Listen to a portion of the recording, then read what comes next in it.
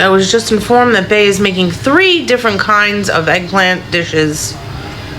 Here's the first one. This one is called El Simpatano. El Simpatano eggplant. Little char grilled. Little char. Well, let's see. Actually, it doesn't taste bad. It's kind of got like a grilled flavor.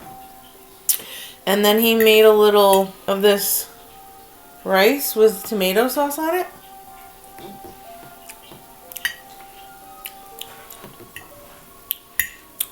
Tomato sauce is a little bitter. Let's ask him if he seasoned it. But this first try at, what is this called again? What? Eggplant what? Eggplant El Simpatano. Not bad.